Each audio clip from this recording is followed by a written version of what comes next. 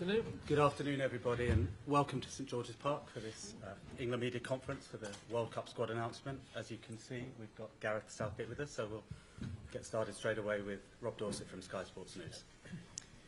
Gareth, nice to see you on a big day. A day when you've broken some hearts and you've made a number of players' dreams come true, I suspect. But crucially, before we get into the individuals and the decisions that you've made, when you look at that squad of 26, do you believe it has everything in there needed to win a World Cup? Yeah, that we've wanted to make sure we've got the balance of the squad right. I think in this day and age, squad is more important than ever. We're now 5 substitutes. You can have almost half the team changed during a game. So you want different options for different moments of matches and for different stages of the tournament as well.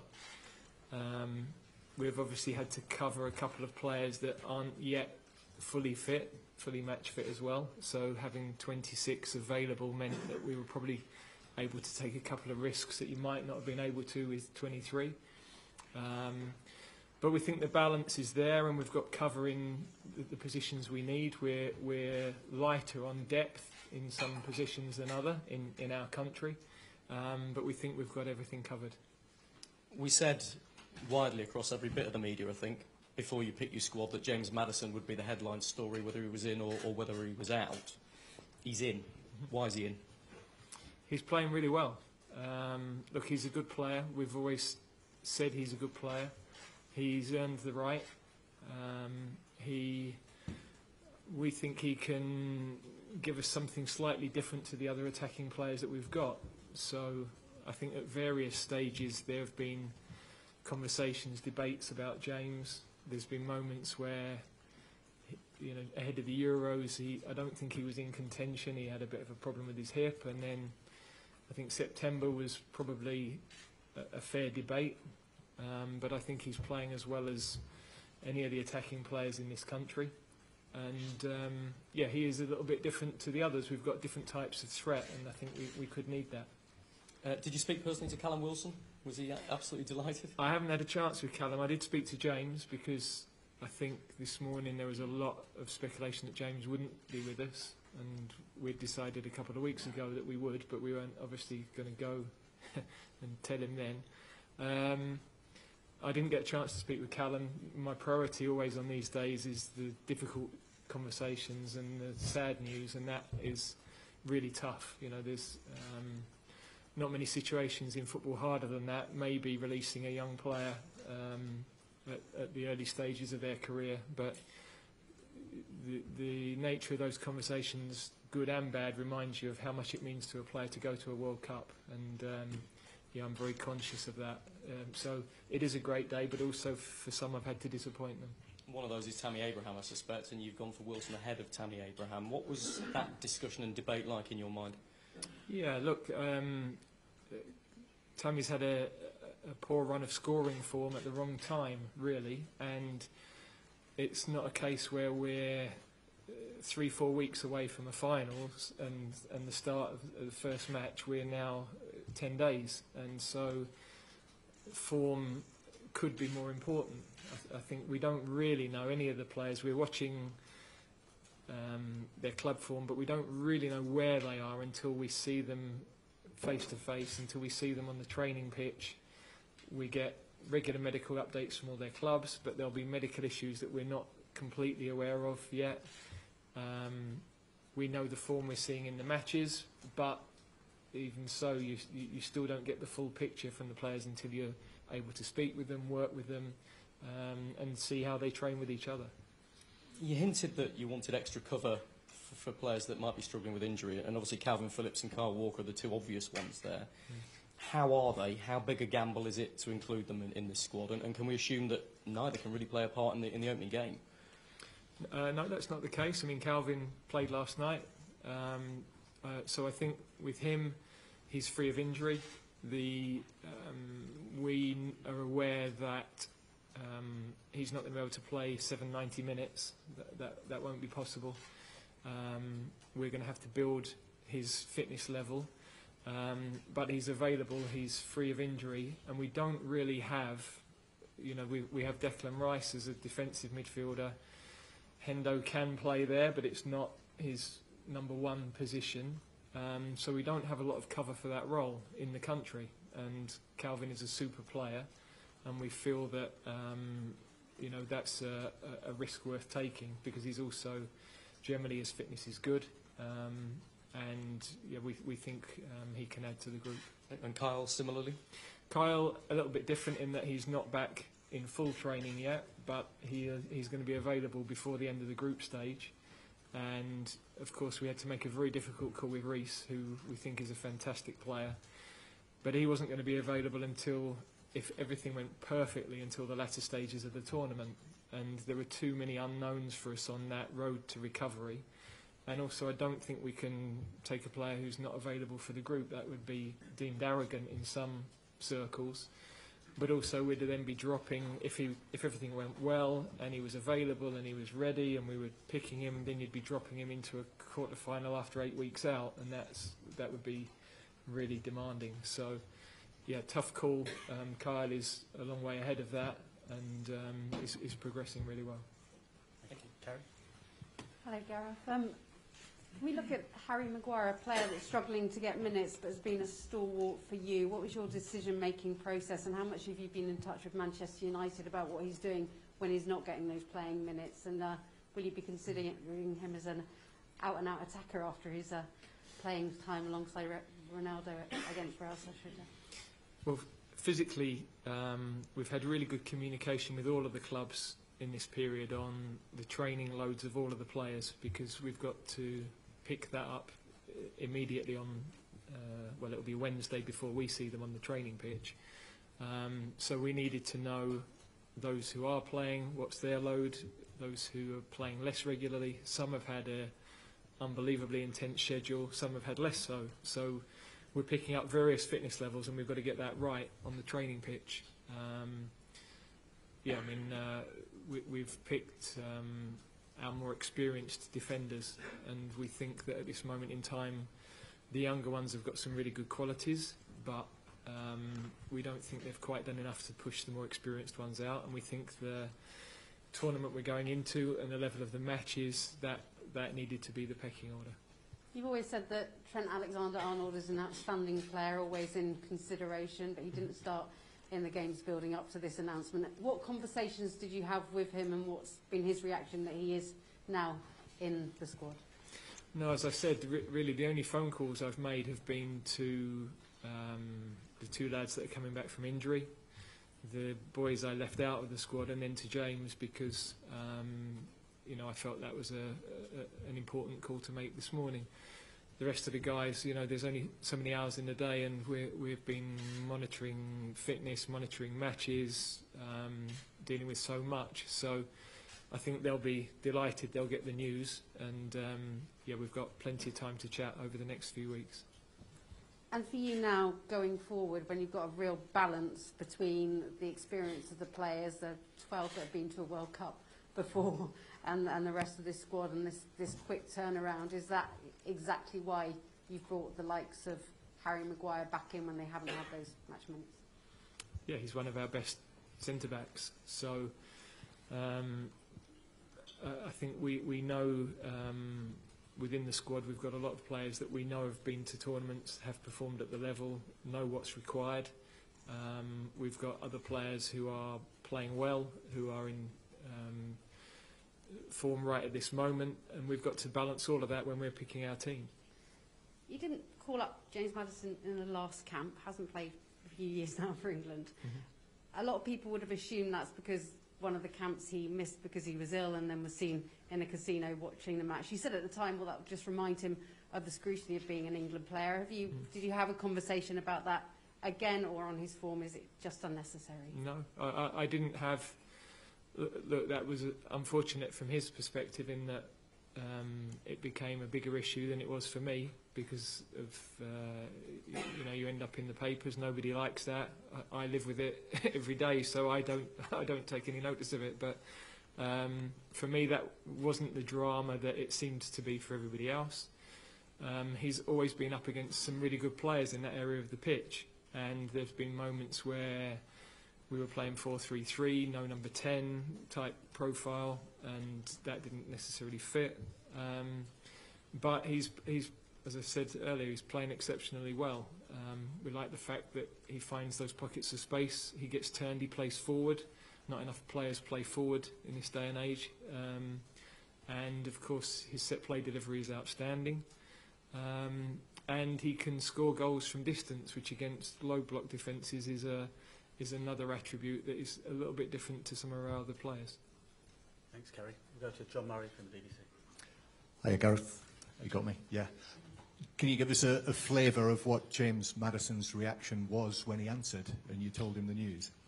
Yeah, he was delighted, and as I said, I had some very difficult calls that were emotionally at the other end of the spectrum. So yeah, it was nice to give myself a little bit of an enjoyable end to that, because I'm excited about going to a World Cup. It's my 4th.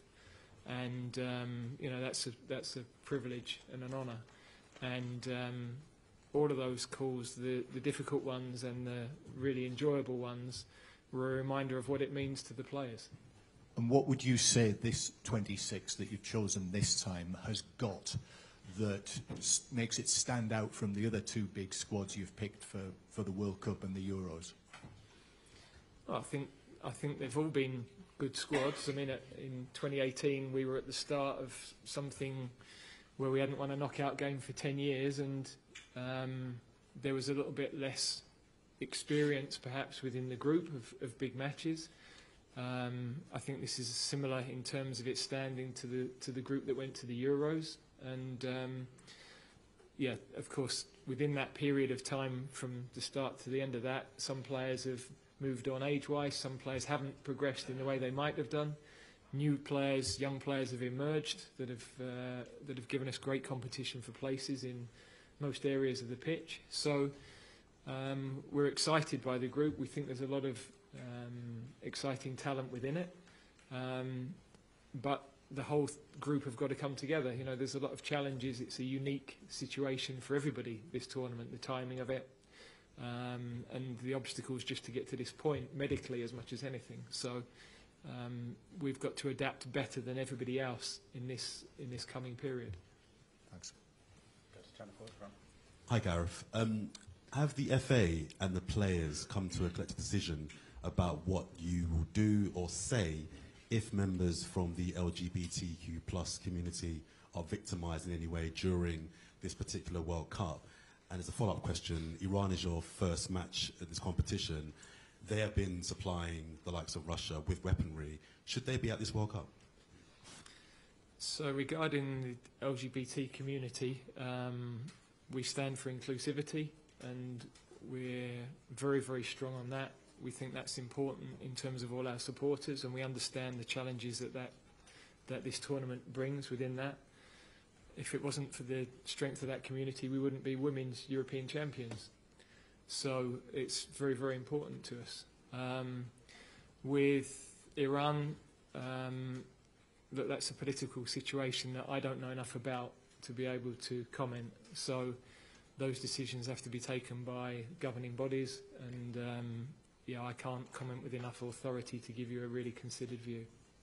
FIFA have asked that nations don't talk about anything other than football when the football starts. Will you be going along with that?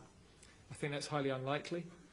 I think we have always spoken about issues that we think should be talked about, particularly the ones we feel we can affect. I think contrary to one or two observations in the last few weeks, we have spoken in the same way that other nations have spoken about this tournament and the human rights challenges. We've been very clear on our standpoint on that.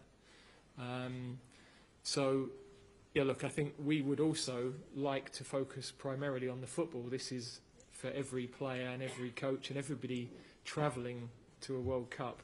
This is a carnival of football. It's the thing you work for your whole life. So you don't want that to be diminished by everything else that's going on around it currently. But we recognise that we are going to be in that situation, and we've got to accept and deal with it. Thank you. Go to Oliver Kay. Hi, Gareth. You spoke about being lighter in depth in some positions than in others.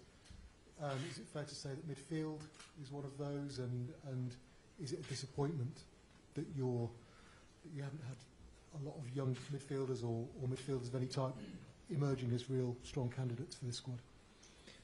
Well, to be fair, Jude has obviously emerged more in the last 2 years, or 18 months since the Euros. I mean, we put him in at 17, 18, so... but look, everybody says we've got enormous depth, but we're 31% of the league last year. So I know I talked about that periodically 3-4 years ago. I think because the team have done well, that has masked that we've only got 4 English goalkeepers playing in the Premier League currently. Left backs, there aren't many playing. We've got an unbelievable injury list of fullbacks at the moment, left and right, quite incredible. And yeah, sort of number 6, if you like, defensive pivot midfield player, is also light in terms of actually developing that position in our country. So, you know, Declan is really a converted defender, and Calvin is sort of slightly converted as well. So, yeah, we haven't produced that type of player for a long time, and it's something that, you know, our academies, you know, I think could focus on. But that's, you know, that's for the longer term. That's we've got the players we've got. We're happy with the squad we've got. We always have to find a way of playing to the best attributes of the players we've got, and we can be exciting and dangerous, even though we don't have those types of profile of players. And Antonio Conte was saying last night that Harry Kane is tired, exhausted. I'm sure he is. Yeah. Is that a concern for you? Not well, particularly with Harry, but with all the players that a lot of them do look tired or are carrying injuries. Yeah. Look, again, I think I've stood here several times in the last year and said this World Cup. Everybody said this World Cup being in the middle of the season would be better for us, and I said we would lose players. Sadly, that has been the case. The schedule is what it is, but we've got to refresh the players. We've got to excite them when they get through the door. We've got a period of time where we won't set foot on the training pitch when they arrive because we'll travel on Tuesday. So we have got some that need to train, and we've got some that will benefit from a few days of doing nothing but get excited about playing for England, frankly. So we can only manage that when the players are with us. We understand the challenges for the clubs now and after the tournament, and we've just got to make sure we focus on the bits we can control. Take one there. What have you learnt from the Euros that you can take into the World Cup? And why did you decide not to select James Ward-Prowse? Yeah, with James, he's really competing profile-wise with Bellingham and Henderson, maybe to a lesser degree Gallagher. I don't see him in the same profile as Rice or Phillips. They're different types of players. He's just behind those guys, frankly, and it's as simple as that. Now, we've still got another round of games to get through, so I've spoken with a few of the players to say that things can still change over the weekend. From the Euros, there's loads of things we've learned, loads of things we did right, loads of things that actually won't apply in this tournament because it's a different time of the year, it's more condensed, we don't have warm-up games, we're going to be playing in different conditions heat-wise. So you're always learning from every tournament, but also there are unique things around every tournament as well, and we've got to make sure that we weave all of that together. And have you spoken to Ben White? No, the only people I've spoken to are the ones I've already mentioned, but I would imagine, I hope he's very excited about being involved. Thank you. James Ollie from ESPN. Hi, Gareth. Just following on from what you just said there, could you give us a bit more detail about the standby? Is there a sort of a formal standby list?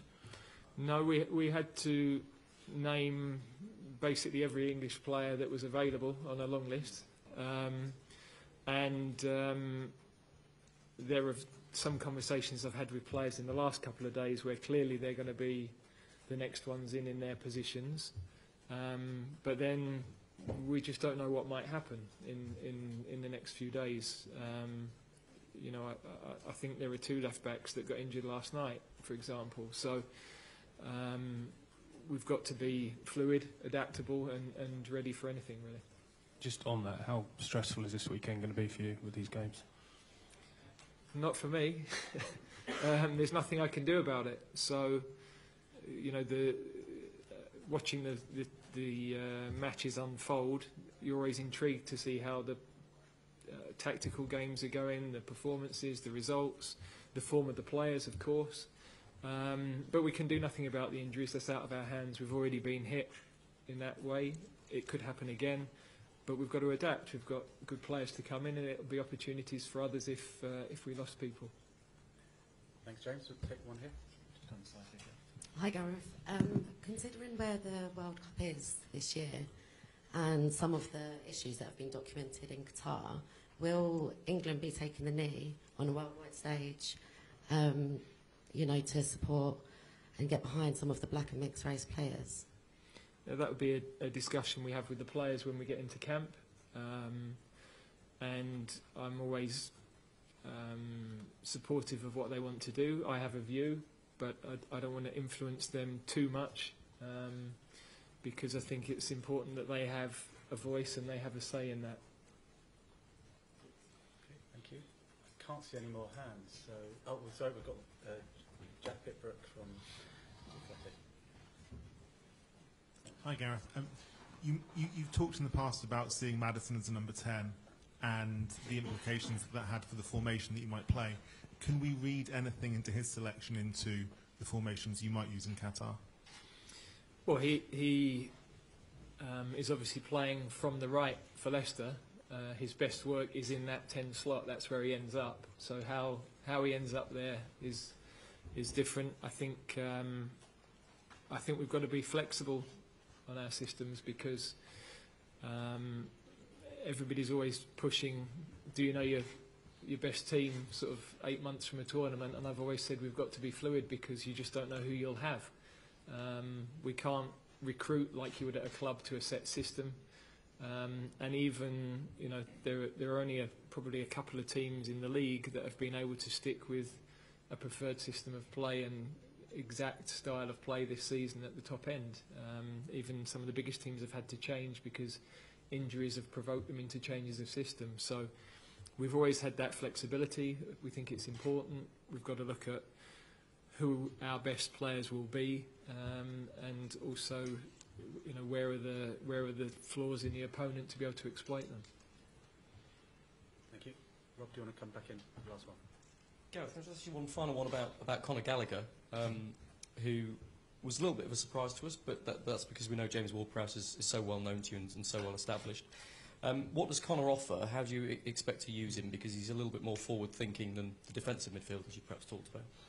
Yeah, but also he's fantastic at pressing the ball, and you know, I think there are going to be moments in these games where we need certain attributes, and there are any number of players in this squad with different attributes to be able to utilise at those moments, and we feel he could be that sort of a player. So he's not as experienced with us as some of the others, but he has an impact in games. He's got a goal threat.